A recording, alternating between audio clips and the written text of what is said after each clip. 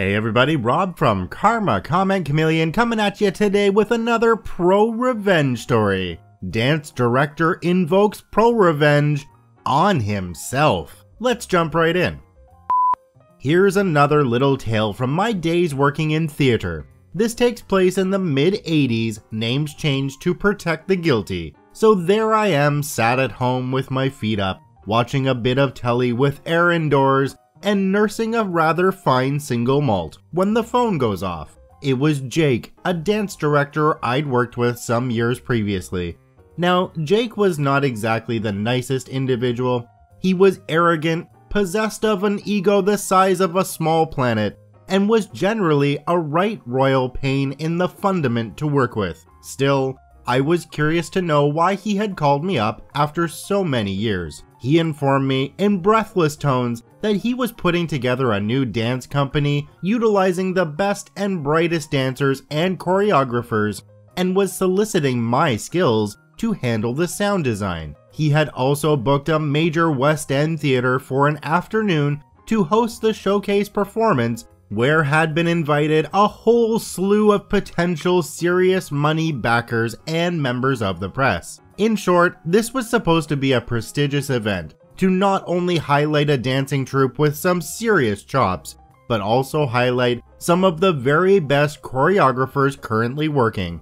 The ultimate plan was to take an expanded version show on a UK and European tour, for which my services would also be required. One choreographer in particular, Alex, was at that time enjoying huge success with a big West End show, both as choreographer and director, which had also garnered a number of major awards. Alex was also a personal friend of mine. We regularly drank in the same pub of a lunchtime and evening. He was the sweetest guy imaginable. Despite his fame, he was utterly without pretension and was a popular member of our little group of creatives who also drank there. What Jake was asking me to do was comparatively simple: edit together the music tracks that were going to be used in the showcase, together with a few sound effects. This was at best about a day of work, and I would cop for a couple £100 for my trouble. In other words, a nice little earner for very little effort. There was also the pleasure of working professionally with Alex, as well as potentially more work down the line, so despite my initial misgivings at having to work with Jake again, I agreed. A few days later, I coordinated with the 6 choreographers involved, got their requirements, and went to work. One particular SFX required some eerie synth-generated noises, so I got my friend Bill to create that for me, as he had all the kit to hand and he was a bit of a whiz in that regard. I assembled the show master tape, laid off rehearsal cassettes for the 6 choreographers, and waited for show day. Come the day of the showcase, I turn up at the theater together with my friend Bill at about 1 p.m. The show was scheduled to start at 2 p.m. I checked with the sound operator and made sure he was happy before going backstage. We found a slight air of panic with Jake. According to him, only a small handful of the 200 plus people invited had RSVP'd. I made the observation that this was not necessarily a bad sign, and reminded him of the time we'd done a showcase in Belfast some years previously under similar circumstances and still got them turning up. Bill and I then slipped off to the pub next door for a swift one, and then shortly before showtime went back into the theater, where we elected to sit in the dress circle, the better to observe the proceedings. Expecting to see at least 150 people sat in the stalls, we were shocked to see less than a dozen. Uh-oh. The first act then opens to a virtually empty house. Clearly, something has gone terribly wrong. Act 1 finishes and we trot off backstage, to be confronted by Jake having a full-on nuclear meltdown. It was then, in the middle of his tirade, that we discovered he'd taken out a second mortgage on his house, around £25,000, to fund the whole shebang. Almost none of the invitees had turned up, and he was now facing the prospect of losing his home.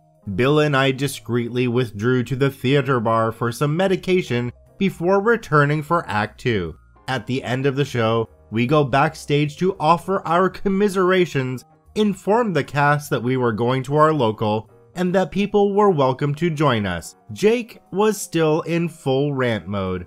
We repair to our local where over the next half hour or so, various members of the entourage trickle in, all with further intelligence regarding the fiasco. One thing we did learn was that Jake had apparently neglected to send the invites out to the potential backers until a few days previously. Frankly, insufficient time for major financial players he was targeting to schedule it into their busy diaries. There was also supposed to be an after-show party that evening at one of the big local restaurants. We debated whether it was going to be politic to turn up, but decided that we should go, even if it was only to express our sympathies. Also, free food.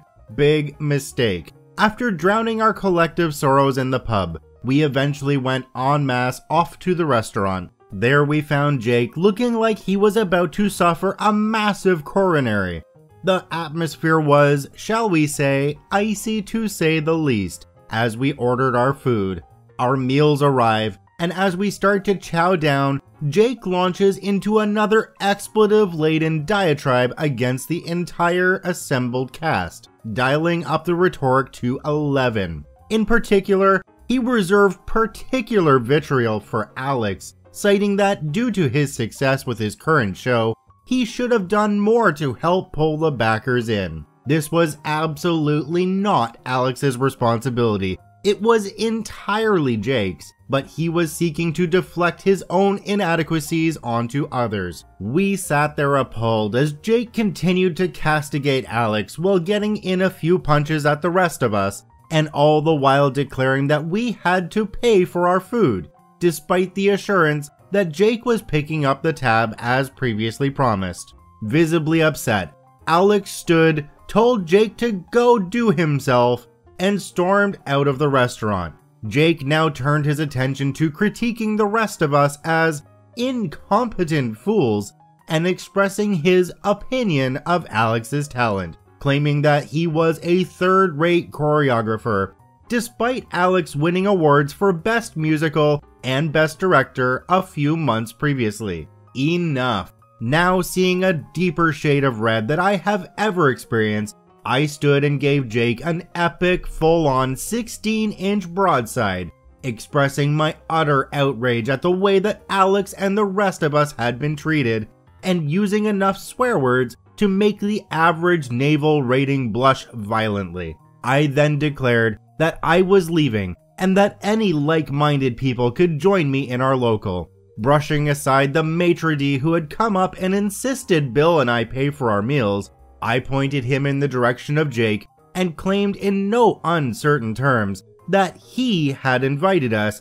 He will be picking up the tab. A few minutes later, we were back in the pub where we found Alex wrapping himself around a large vodka and was visibly shaking at the counter. I felt obliged to hug my friend, whereupon he burst into tears, something that I'd never seen Alex do before. As I'm consoling Alex, the rest of the cast turn up and report on the absolute meltdown that ensued after we left. Apparently, it was so spectacular, it involved the local constabulary. Can't say as I was surprised. In need of further decompression, we decided to go off to a late-night drinking club where we all got well tanked. It transpired later that Jake was indeed totally screwed financially over the situation due to his own utter incompetence. Arguably, the first case of someone unwittingly enacting pro-revenge on themselves. It sounds like Jake got in over his head and probably should have hired some more people to help him get through the parts of the planning that he just didn't know all that well. He really didn't have to rake Alex through the coals though, and probably would have gotten a lot more help from Alex if he hadn't been such a prick in the first place. There's a comment down below this story that sums it up perfectly. It says, "It's one thing to fall on a sword of your own making. It's a completely different thing to poke yourself over and over and over again like that." I want to thank OP for posting their story to the ProRevenge subreddit. You can visit them at the links in the description below. Please go there and give them an upvote. Once again, this is Rob from Karma Comment Chameleon saying thanks for watching. If you enjoyed the video, please hit that subscribe button, drop a like, and share it with your friends.